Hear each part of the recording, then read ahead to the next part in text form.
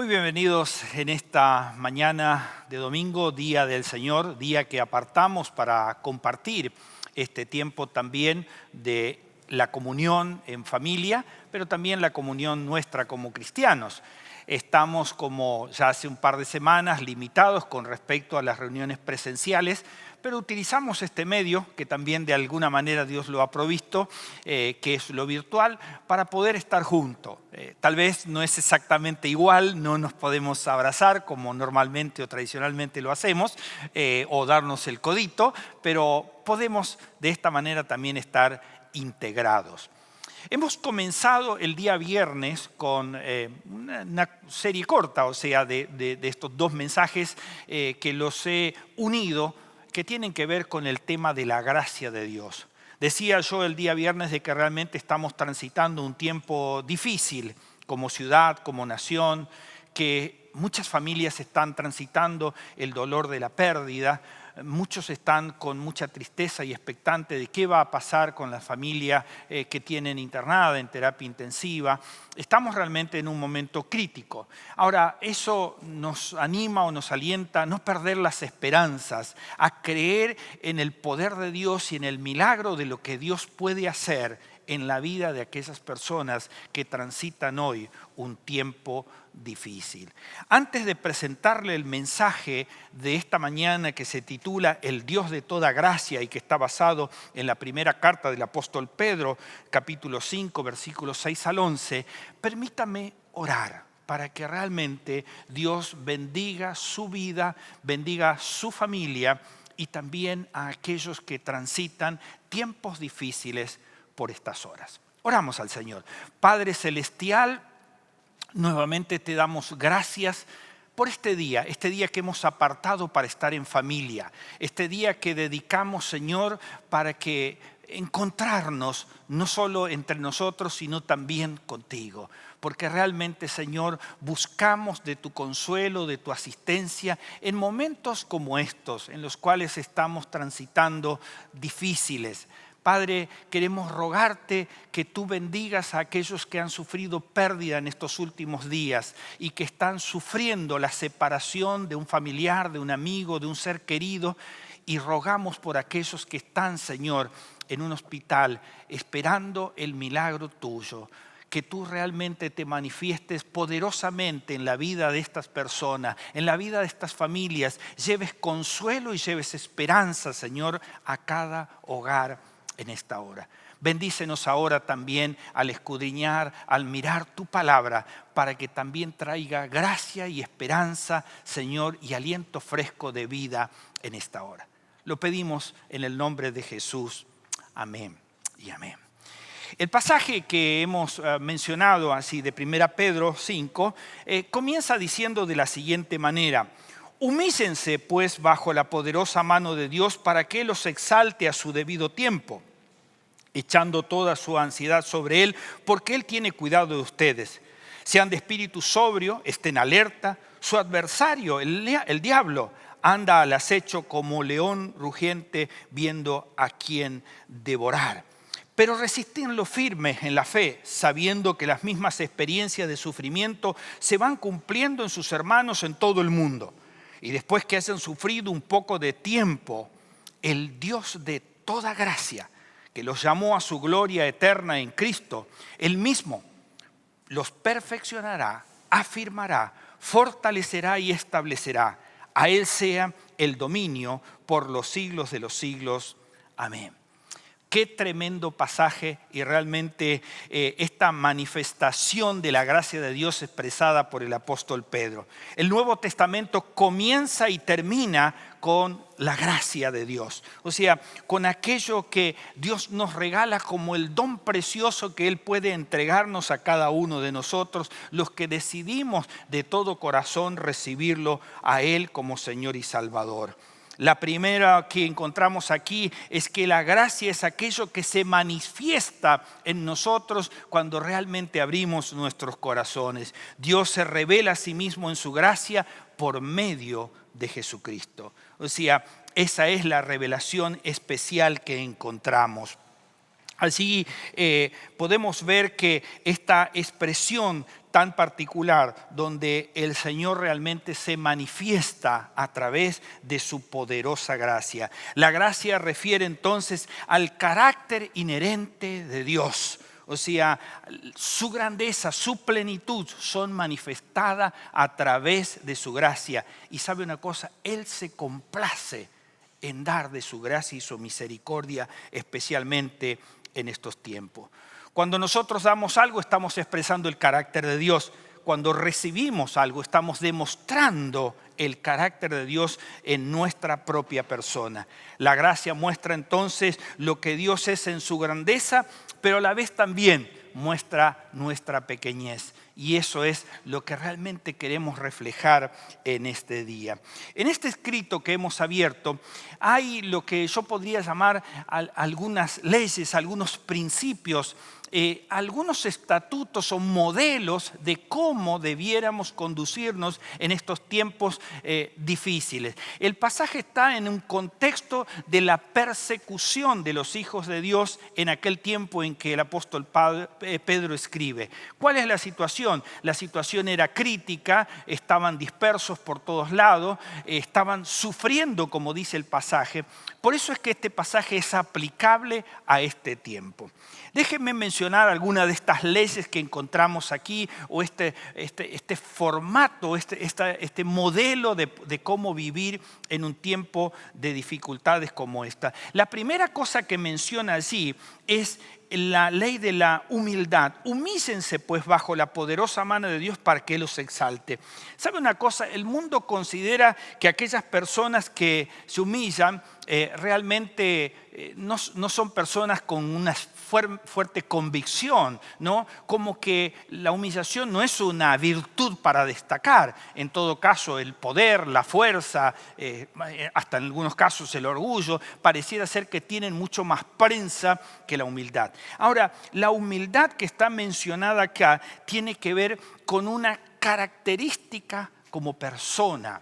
Pero esa característica no viene solo de nuestra propia fortaleza, sino viene de aquello que Dios nos da para poder ser humildes en Él. Hay una mención muy especial acerca de un hombre en el cual se menciona como uno de los hombres más humildes, pero a la vez uno de los líderes más destacados en la historia bíblica. Este es por supuesto Moisés, y allí en Números 12 dice que Moisés era un hombre muy humilde, más humilde que ningún otro sobre la faz de la tierra. Sin embargo, era un líder servidor y era un gran hombre de Dios. Era considerado el amigo de Dios. Ahora, al mencionar Pedro esta palabra humíllese, ¿qué es exactamente lo que él quiere decir? En principio quiere decir que el creyente, el cristiano, aquel que acepta a Cristo como Señor y Salvador, debe concentrarse y ponerse bajo la cobertura de Dios. O sea, en ningún momento este llamado a la humillación tiene que ver con un aplastamiento por parte de Dios a nosotros, sino todo lo contrario. Lo que requiere es de nuestra confianza, de nuestra seguridad de que realmente, aún en las tormentas más difíciles, Él estará con nosotros. Así que para nada refiere a eso. Ahora también este párrafo tiene que ver con algo histórico del Antiguo Testamento. Así cuando nosotros encontramos de la poderosa mano de Dios, esa frase que aparece allí, ¿no? Que nos humillemos bajo la poderosa mano de Dios, esa frase tiene que ver con algo del Antiguo Testamento. Cuando Dios saca al pueblo de Israel de la opresión de Egipto, dice que lo sacó con una mano poderosa. Allí hay una mención en Deuteronomio 3:24, dice: Señor, tú que has comenzado a mostrar a tu siervo tu grandeza y tu poderosa mano. Y después más adelante dice: Dios sacó a su pueblo de Egipto a la libertad con mano poderosa. O sea, la mano poderosa de Dios tiene que ver con la bondad, el amor, la misericordia, el consentimiento de aquel que es su pueblo. O sea, de aquel que se humilla, que se pone bajo su cobertura para recibir la bondad de Dios. Ese es el primer desafío, la primera ley que tenemos aquí. La segunda tiene que ver con la ley de la serenidad. O sea, los cristianos en estos tiempos, les decía, transitamos por momentos difíciles. Y acá, escuche la frase de Pedro, dice, echando toda ansiedad sobre Él, sobre Dios, porque Él tiene cuidado de ustedes. Aquí quiero subrayar la palabra ansiedad, palabra que está siendo muy utilizada en esos tiempos, especialmente por los psicólogos, hablando de que es el momento de desorientación acerca de cuándo va a terminar esta pandemia, realmente qué va a pasar con mi familia, con mi trabajo, qué va a pasar en esta sociedad. O sea, la ansiedad es como un camino bifurcado donde exactamente no sabemos cuál es el mejor que debemos elegir o debemos transitar. Como que no hay eso que se menciona mucho en estos tiempos, una luz al final del túnel, porque no encontramos ese camino. Ahora, aquí Pedro dice, echen toda la ansiedad sobre Él. O sea, el cristiano tiene la responsabilidad, la libertad de descargar en Dios. El salmista dice en el 55:22, echa sobre el Señor tu carga porque Él te sostendrá. Y si realmente creemos eso, eso es lo que realmente va a acontecer. Más adelante en Mateo 6 dice, no se angustien, dice Jesús, por el día de mañana, porque el día de mañana tiene su propio afán. Pero realmente confíen, crean y esperen en Dios. La razón por que podemos confiar en Dios y estar seguros es porque Él nos cuida y porque Él lo promete. Echen toda ansiedad. O sea, queremos realmente tener esa confianza. Podemos estar seguros que puesto que Dios nos cuida, que nos da la vida y que nos ha diseñado no para deshacernos de esta vida, sino para hacernos personas más sólidas y más confiadas en el Señor. O sea, el apóstol Pablo termina definiendo esta necesidad de confianza en aquellos que creemos en Dios. Dice Romanos 8:28, y sabemos que para los que aman a Dios todas las cosas cooperan para bien. Esto es para los que son llamados conforme a sus propósitos. O sea, si Dios te ha convocado, si Dios te ha abierto los brazos y tú te has entregado a Él, entonces tienes esa esperanza de seguridad de que Él habrá de cuidarte. Echa sobre Él toda tu ansiedad, toda tu confusión, porque la vida está garantizada en Él. La tercera ley que quiero mostrarte en esta mañana es la ley del esfuerzo y la vigilancia cristiana. O sea, dice el apóstol Pedro, sean de espíritu sobrio, estén alerta, su adversario el diablo anda al acecho como león rugiente buscando a quien devorar. O sea, el enemigo siempre está tratando de encontrar un punto de debilidad para destruirnos. Ahora, el llamado es ser sobrio, o sea, estables, firmes, no dudando de que realmente Dios es más poderoso que cualquier otra cosa que pueda haber a nuestro alrededor. Pedro sabía lo difícil que era estar vigilante, estar sobrio, estar atento, porque él ya había fracasado cuando en el huerto del Getsemaní el Señor les pide a él y a sus compañeros, sus condiscípulos, de que velen en oración y se quedan dormidos. O sea, sabía lo que era el fracaso. Por eso es que aquí, ya en el final de su carrera, él insiste de que seamos sobrios, que estemos atentos, que velemos en oración en los tiempos difíciles. La oración hace que mantengamos alerta contra el enemigo, aquel que siempre está queriendo hacer algún daño en nuestra vida. El cristiano tiene la responsabilidad de estar siempre en guardia contra las fuerzas que quieren atentar contra su vida espiritual. La cuarta ley que quiero mencionarle en esta mañana es la ley de la resistencia cristiana. Y aquí el apóstol Pedro va a lo siguiente, pero resistamos firmes en la fe, sabiendo que las mismas experiencias de sufrimiento se van cumpliendo en sus hermanos en todo el mundo. La expresión que usa aquí es resistan firmes, ¿no? Hay un paralelo que se encuentra allí en Santiago 4, donde habla de resistir al diablo. Y el apóstol Pablo en Efesios, en el capítulo 6, dice, estad firme contra las acechanzas del diablo. O sea, la alerta, la sobriedad debe ser algo que nos mantiene permanentemente atento. El diablo siempre está al acecho, buscando arruinar en alguna manera nuestra vida, buscando perjudicarnos, buscando hacer que abandonemos el mejor de los caminos, que es el de seguir a Dios a través de Jesucristo como Señor y Salvador. La fe de una persona debe ser como una muralla firme, inamovible, que resiste los embates del enemigo que quiere destruirnos. La quinta ley que quiero presentarles en esta mañana es la del sufrimiento. Dice aquí el apóstol Pedro: y después que hayan sufrido un poco de tiempo, el Dios de toda gracia, que los llamó a su gloria eterna en Cristo, Él mismo los perfeccionará, afirmará, fortalecerá y establecerá.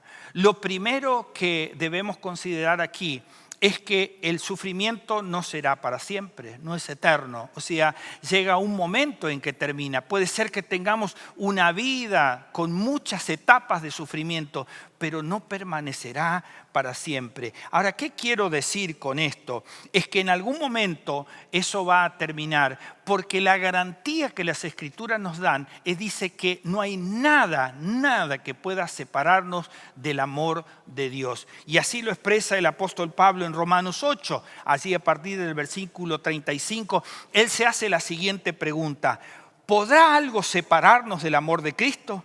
Ni las dificultades, ni los problemas, ni las persecuciones, ni el hambre, ni la desnudez, ni el peligro, ni tampoco la muerte. Más bien, en todos estos salimos más que victoriosos por medio de Dios, quien nos amó.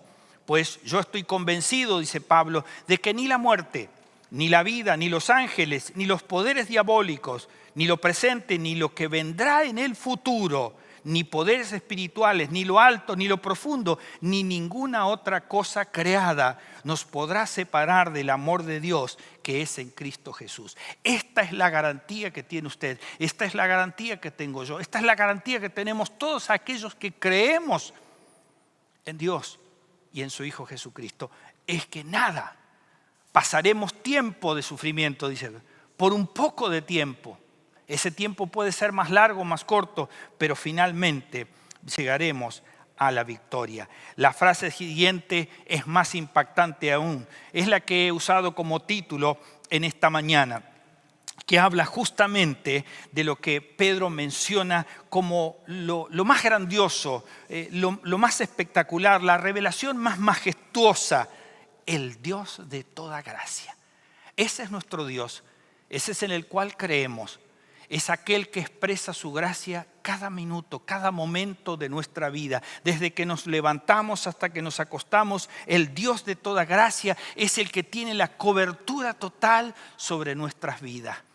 Y no hay nada, como decía Pablo, que nos pueda separar del amor de Dios. Esa gracia realmente es la que nos sostiene en tiempos de dificultad.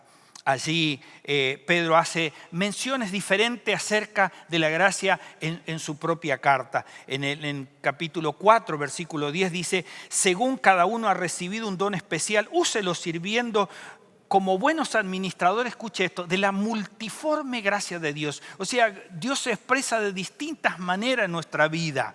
Multiforme, dice. Hay una variedad, un cuadro, una pintura de la gracia de Dios en nuestras vidas. Y un poco más adelante, en el capítulo 5, dice: todos revístanse de humildad en su trato mutuo, porque Dios resiste a los soberbios, pero da gracia a los humildes.